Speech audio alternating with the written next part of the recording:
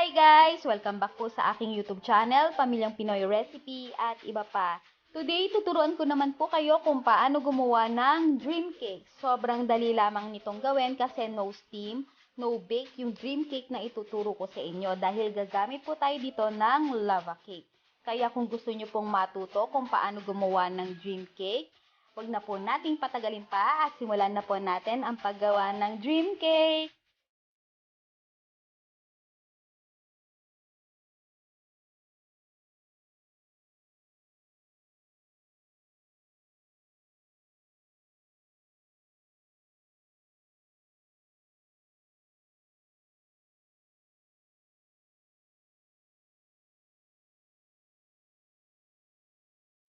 Narito po yung mga ingredients na kakailanganin natin sa paggawa ng dream cake.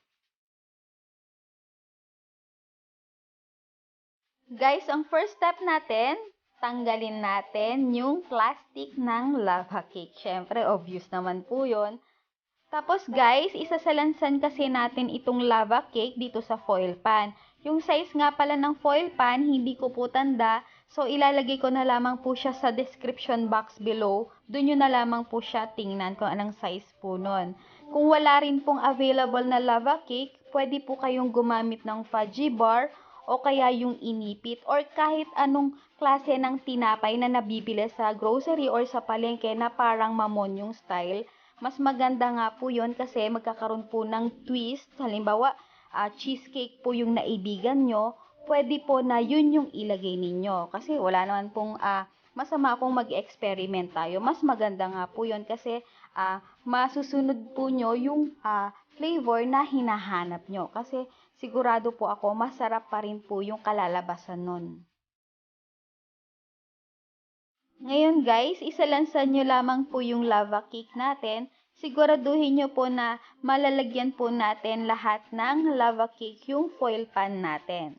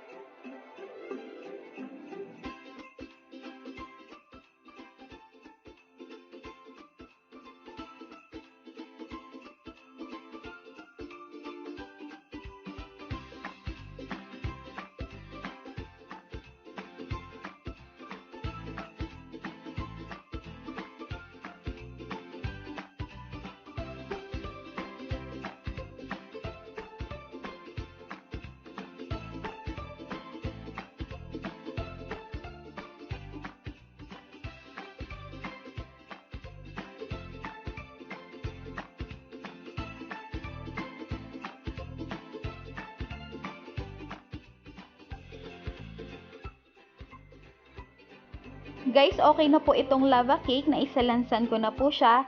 I-set aside po muna natin ito at gawin naman po muna natin yung chocolate ganache. Sa isang pan, i-sift po muna natin yung cocoa powder at yung all-purpose flour.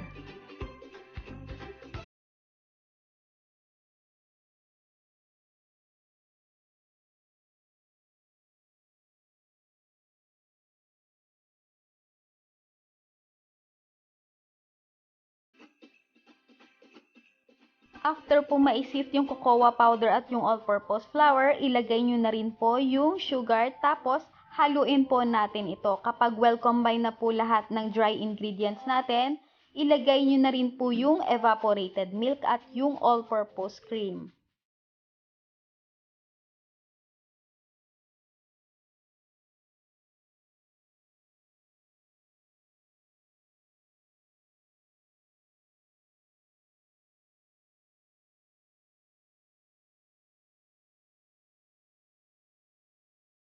Then, haluin po ulit natin ito. Tapos, kailangan po, tunaw na po yung dry ingredients natin bago natin ito isalang sa kalan.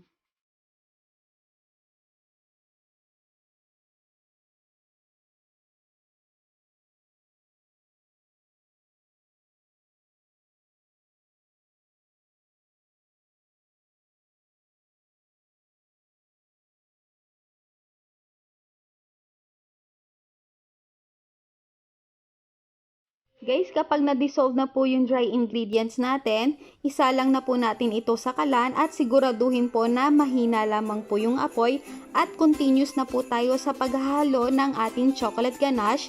Hintayin po natin ito na hanggang sa lumapot yung chocolate ganache natin. Guys, kapag malapot na po yung chocolate ganache natin, patayin nyo na po yung kalan at ilagay nyo na rin po yung butter natin. Pinatay na po natin yung kalan kasi matutunaw na naman po yung butter natin kasi nga po mainit pa po yung chocolate ganache natin. Tsaka mahirap po talaga kapag nasunog po yung chocolate ganache natin at yung butter. Mag-iiba po talaga yung lasa ng chocolate ganache natin. Guys, okay na po itong chocolate ganache natin. Natunaw na po yung butter. Set aside po muna natin ito at hintayin natin na lumamig. Guys, kapag lumamig na po yung chocolate ganache natin, pwede na po natin itong ilagay dun sa lava cake na prepare natin kanina. Nasa sa inyo na po kung gaano kadami yung gusto nyong ilagay na chocolate ganache natin dun sa lava cake.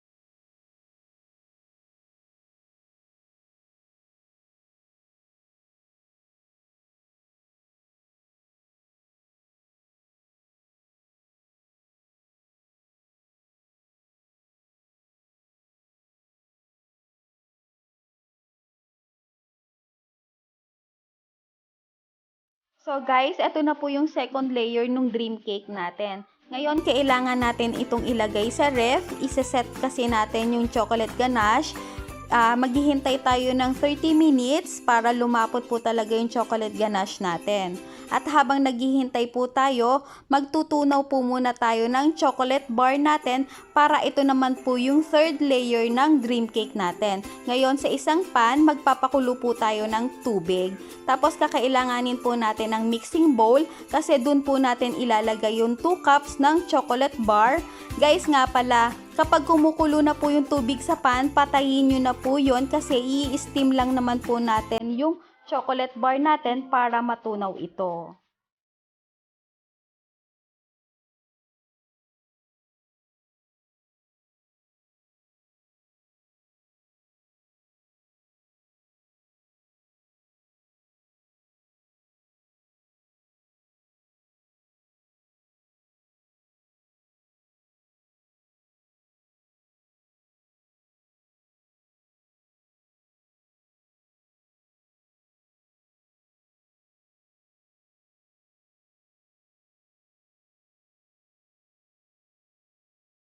So guys, natunaw na po yung chocolate bar natin. Ilalagay na po natin ito sa ibabaw ng chocolate ganache natin. I-spread lamang po natin ito evenly kasi ito po yung magsisilbing matigas na chocolate dun sa ibabaw ng dream cake natin.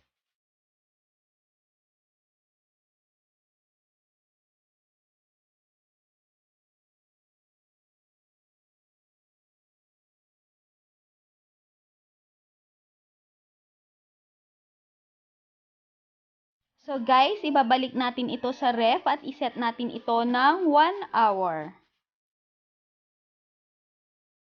And lastly, after 1 hour, mag-dust na po tayo ng cocoa powder.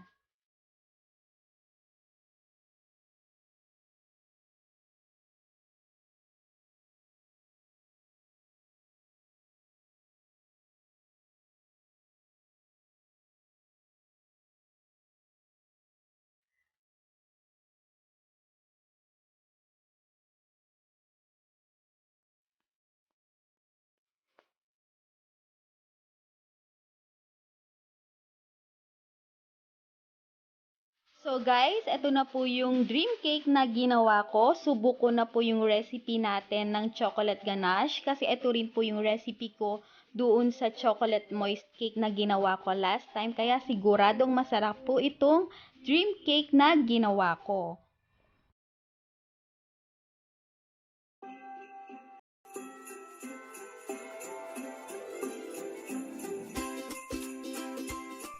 Ayan guys, isa na naman pong recipe yung natapos natin today. Sana po ay nagustuhan nyo po yung video ko ngayon. Kung meron pa po kayong mga suggestions, please comment down below. At pwede nyo rin pong i-like at i-share itong video ko. At sa mga hindi pa po nakakapag-subscribe, please subscribe na po kayo sa aking channel para mas dumami pa po tayo. At huwag nyo na rin po sanang kalimutang pindutin yung bell para lagi po kayong updated. Maraming salamat, God bless, and bye!